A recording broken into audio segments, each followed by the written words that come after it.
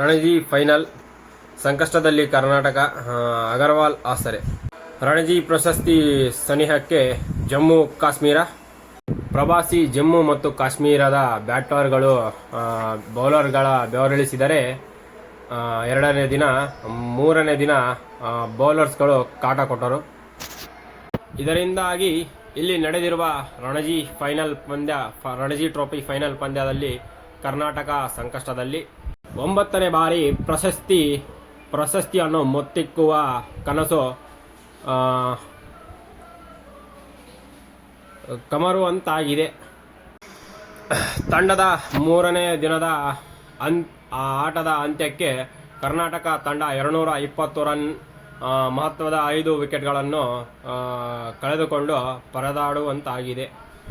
ಮಾಜಿ ನಾಯಕ ಮಯಾಂಕ್ ಅಗರ್ವಾಲ್ ಶತಕ ಗಳಿಸಿ ಕ್ರೀಸ್ ಅಲ್ಲಿ ಇದ್ದು ತಂಡಕ್ಕೆ ಆಸರೆಯಾಗಿದ್ದಾರೆ. 207 ಎಸೆತಗಳಲ್ಲಿ 130 ಹೊಡೆದು ಅಜೇಯರಾಗಿ ಉಳಿದುಕೊಂಡಿದ್ದಾರೆ. ವಿಕೆಟ್ ಕೀಪರ್ ಕೃತಿಕ್ ಕೃಷ್ಣ ಅವರಿಗೆ ಜೊತೆಯಾಗಿದ್ದಾರೆ.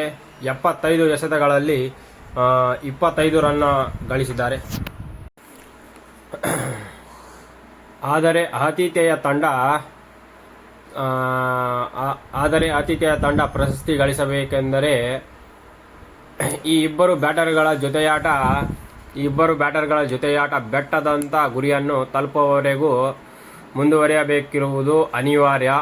3ನೇ ದಿನದಾಟದ ಅಂತ್ಯಕ್ಕೆ ಆತಿಥೇಯ ಕರ್ನಾಟಕ 69 ಓವರ್ಗಳಲ್ಲಿ 5 ವಿಕೆಟ್ ಕಳೆದುಕೊಂಡು 220 ರನ್ ಗಳಿಸಿದೆ. ಮೊದಲ ಇನ್ನಿಂಗ್ಸ್ ಲೀಡ್ ಪಡೆಯಲು ಇನ್ನೂ 364 ರನ್ ಗಳಿಸಬೇಕಿದ್ದು ದೊಡ್ಡ ಸವಾಲನ್ನು ಮೀರುವುದು ಕಷ್ಟ ಸಾಧ್ಯವೆನಿಸಿದೆ.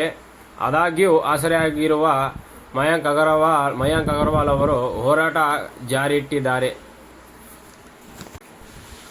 ಜಮ್ಮು ಕಾಶ್ಮೀರ ಮತ್ತು ಕರ್ನಾಟಕ ರಣಜಿ ಪಂದ್ಯದ ಸಂಕ್ಷಿಪ್ತ ಸ್ಕೋರ್: ಜಮ್ಮು ಕಾಶ್ಮೀರ 584 ರನ್ಗಳಿಗೆ 10 ವಿಕೆಟ್ 173.1 ಓವರ್ಗಳಲ್ಲಿ. ಲೋತ್ರಾ 72 ರನ್ ಗಳಿಸಿದ್ದಾರೆ. ಅಬೀದ್ ಮುಷ್ತಾಕ್ 28 ರನ್ ಹೊಡೆದಿದ್ದಾರೆ. ಅಕೀಬ್ ನಬಿ 2 ವಿಕೆಟ್, ಯದುವೀರ್ 30 ಮತ್ತು ಸುನಿಲ್ ಕುಮಾರ್ 1.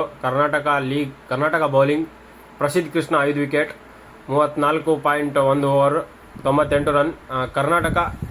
ಕರ್ನಾಟಕ ತಂಡದ ಮೊತ್ತ 220, 5 ವಿಕೆಟ್ ಕಳೆದುಕೊಂಡು 69 ಓವರ್ಗಳಲ್ಲಿ ಇದಾಗಿದೆ. ಕೆಎಲ್ ರಾಹುಲ್ 13, ಮಯಾಂಕ್ ಔಟ್ ಆಗದೆ 130 ರನ್. 207 ಎಸೆತ 17 boundary.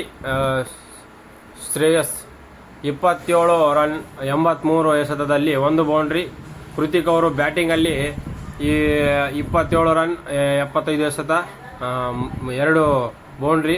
Jammu Kashmir bowling: Aqib Nabi 3 wicket ಕಬಳಿಸಿದ್ದಾರೆ. 14 ಓವರ್ ಹಾಕಿ 32 ರನ್ ಕೊಟ್ಟಿದ್ದಾರೆ.